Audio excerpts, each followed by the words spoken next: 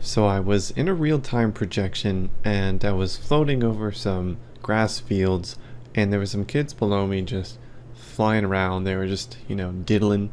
And I went down there and I was like, hey, if anybody wants to come into outer space with me, they can, because I was about to head up into outer space and just, explore outer space. Because you can explore outer space like you can explore Earth's atmosphere, because you can travel infinitely fast. You can even do it so fast that it seems like you're teleporting if you're at that level.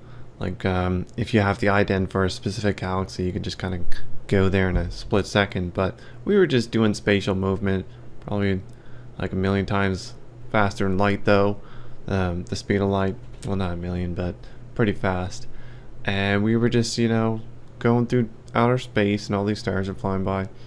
And he just takes off in one direction. So this is like a 10-year-old human male that I just invited to this outer space travel outing, and he took off in one direction and I couldn't follow him. Like, I couldn't keep up with this person, and he basically went so far away that I lost track of him, and then I looked up his ident later and I couldn't find him again. So I was like, well, there must be something wrong with my astral body. Well, not wrong with it might be just weighed down, but of course it was probably something else. He might have got a return signal or just wanted to do something on his own.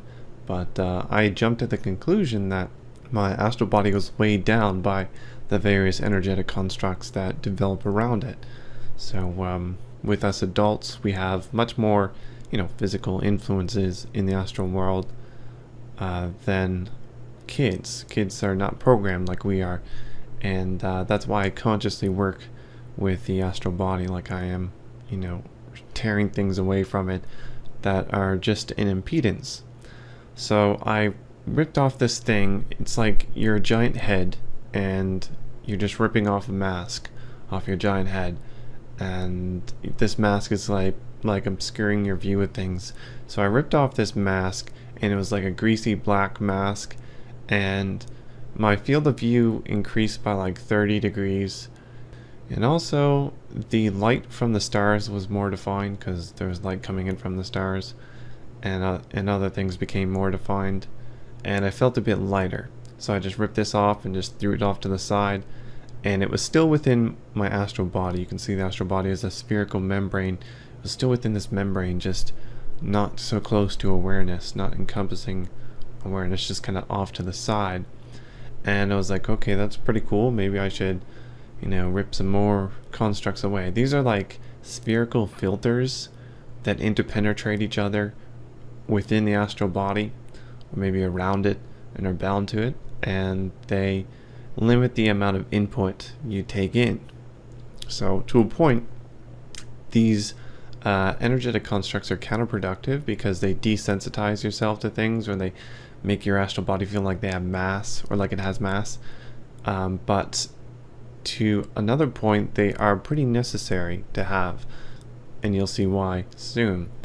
So there was this filter that I could feel, because you can feel these things unlike the rest of your astral body, these intricate constructs around it or within it that filter out stuff. They're just like human conditioning constructs, and it was like 10 times more large or intricate or whatever. It just felt heavier, and I just ripped it away and tossed it aside, and all of a sudden I started receiving input from pretty much all directions, like almost fully spherical, because of course you can have spherical input in the astral world. And then I started receiving energies that I cannot comprehend, like other parts of the electromagnetic spectrum, and I started seeing like everything in double vision, and everything was a bit messed up. I just couldn't make sense of it. So I just put this energetic construct back. This particular one limited my field of view to what is in front of me and not what is behind me, and also probably filtered out things like background radiation of the universe, and ultraviolet rays and infrared stuff like that I can't really make sense of. And I hope you found it interesting. Thanks for listening. See you next video.